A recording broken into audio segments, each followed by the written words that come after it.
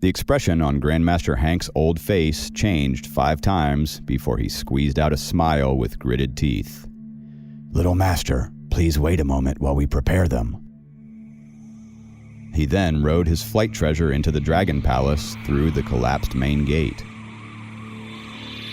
Noah looked at Grandmaster Hank's back and felt the satisfaction of revenge. He turned to look at Jacob and calculated. 70% of the loot goes to me, and you get the rest. Snowflake gets the 3 items. Do you have any objections? While Grandmaster Hank was still inside, Noah already determined the allocation of the loot, showing his total disdain for the South Atlantic Dragon Palace. If it had been in the past, the South Atlantic Dragon Palace wouldn't have admitted defeat so easily, even though Noah was Thomas's disciple. However, the most powerful cultivators in the South Atlantic Dragon Palace were all injured at the moment, and none of them could battle against Noah's super treasures. "I don't need anything. You can just give Snowflake the 3 items," Jacob said. The destruction of half of the South Atlantic Dragon Palace was already beyond his expectations, and he didn't mind giving Noah all the loot. Hearing Jacob's words, Noah nodded immediately. He never hid his greed. He was very stingy, and it would be a miracle if someone got some materials or low-tier treasures from him. Snowflake swam around Noah, and Noah chatted with it before digging out 3 golden elixir pills and tossing them into Snowflake's mouth. He was stingy with everyone except Snowflake. After all, Snowflake was his own kind and a smart creature. Snowflake swallowed the 3 golden elixir pills, and its fur sparkled with golden lights. When the golden sparks disappeared, its hair returned to its snow-white color. If Jacob knew what these elixir pills were, he would have scolded Noah for his wasteful behavior. After all, these were the soul returning pills. They are level 6 elixir pills that could instantly revive cultivators who were below the Foundation establishment realm, as long as they didn't die too long ago and their bodies were well kept. Noah fed Snowflake these level 6 elixir pills for their other effects. They could elevate Spirit Beast's intelligence. To Noah, Snowflake was still quite dumb, and it would take at least 500 to 600 years for Snowflake to activate its intelligence on its own. However, if Snowflake stayed with him, it would probably turn into the human form in less than 100 years. Jacob watched as Snowflake swam around Noah. He knew that this spirit beast had joined Noah's camp. The essence replenishment pills he had saved up for it was now beneath its notice. If Snowflake didn't want them, he could still take them. At this thought, Jacob took out 3 basic essence replenishment pills and swallowed them. The elixir pills melted in his mouth before traveling down his throat. Instantly, a surge of intense essences flowed around his body and replenished his lost energy. Noah's conch had consumed 80% of his nature essence. After eating 3 essence replenishment pills, he felt energetic again. His dragon core was again active and quickly began absorbing the abundant essences in his body. He casually released a sword energy, and it split the water and shot deeper into the ocean 1,000 meters away. 3 basic essence replenishment pills were enough to replenish the energy of a cultivator who was on 3rd level or the core formation realm. Jacob realized the strategic importance of elixir pills in battles from this experience. Of course, the great effect was partly attributed to Jacob's Sword Shadow Scroll, which was a 5-elemental cultivation technique. The moment the elixir pills entered his body, the technique divided the essences into hundreds of portions which were then completely absorbed by his dragon core. While Jacob and Noah were resting, Grandmaster Hank came back with 6 elders and 6 carriages full of treasures through the collapsed gate. Each carriage was filled respectively with agate, pearls, crystals, corals, white jade, and ember. Grandmaster Hank and the 6 elders pushed the carriages to Noah and stood aside quietly. Noah glanced at them, snorted, and walked casually to the carriage full of pearls. He picked up one pearl and studied it carefully. Each of the pearls in the carriage was big, clear, and flawless. Noah weighed the pearl in his hand in satisfaction before injecting a little nature essence into it. The pearl emitted a soft glow. In the mortal world, it was a priceless treasure. However, Noah didn't value it. He threw it at the reef where he had been sitting. The fragile pearl shattered, and the milky white powder fell onto the ground. Grandmaster Hank forced himself to remain calm. His body shivered when Noah destroyed that pearl, but he didn't dare to kill Thomas's disciple.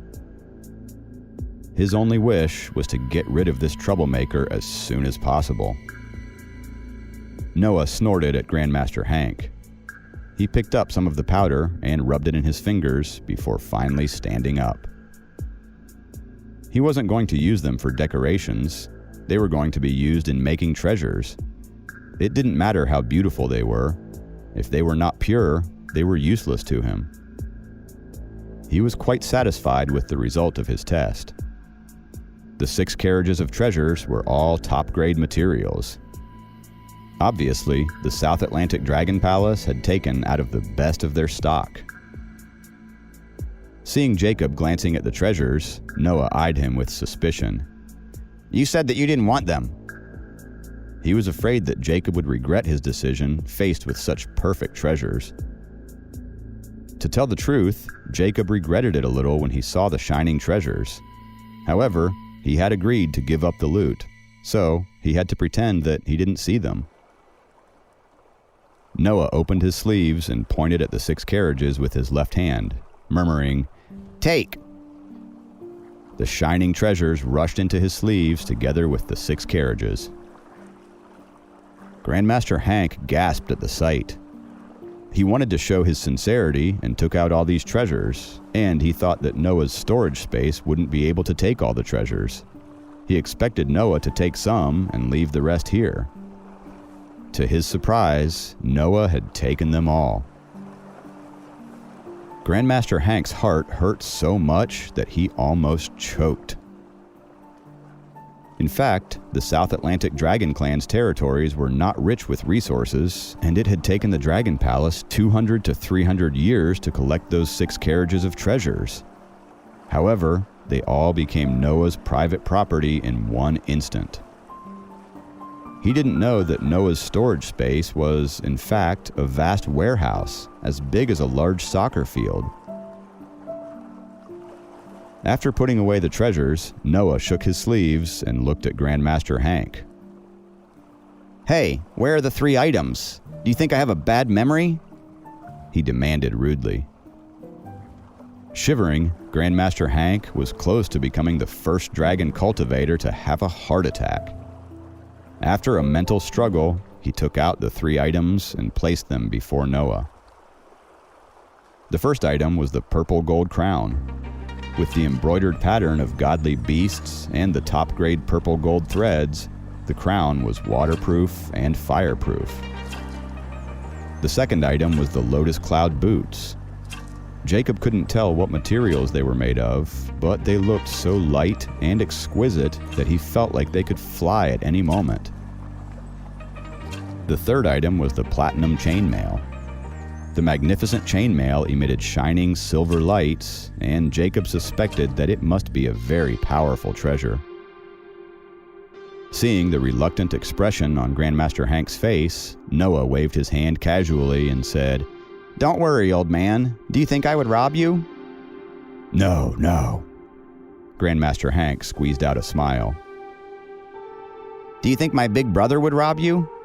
Noah asked again, pointing at Jacob. Grandmaster Hank looked at Jacob and forced another smile. Of course not. Noah's face fell. "Then why are you looking so anxious? The 3 items are for our lion. If they don't fit, I'll return them to you." Then he beckoned Snowflake. "Snowflake, come here." Joyously, Snowflake trotted through the water to Noah's side while Jacob also walked over to watch. Noah picked up the platinum chainmail and put it on Snowflake. The chainmail wouldn't fit if Snowflake turned into its snow lion form. However, if it remained in its current form, the chainmail was too big for it. Jacob took 2 steps forward and put the boots on Snowflake. The Lotus Cloud boots were light as paper in his hands, and he lifted Snowflake's rear legs and put the boots on them. Noah then put the crown on Snowflake's head before standing up. Wearing 2 boots, 1 crown, and a chainmail, Snowflake looked weird. Snowflake shook its head at Jacob, looking very uncomfortable. Well, it seems like they don't fit, Noah said as he rubbed his chin and studied Snowflake. Grandmaster Hank was exhilarated at his words. After all, as the disciple of Thomas, Noah couldn't go back on his words, right? He was relieved that the 3 ultimate treasures of the South Atlantic Dragon Palace would return to his hands. He walked forward and was about to take them back when Noah picked up the 3 items and said, "But they will fit after some adjustments." 2 green flames appeared in Noah's palms, and the chainmail, made of platinum, immediately melted. Now, Grandmaster Hank was dumbfounded. The treasure that was handed down to him from the previous Dragon King was now a ball of metal. He couldn't take it anymore.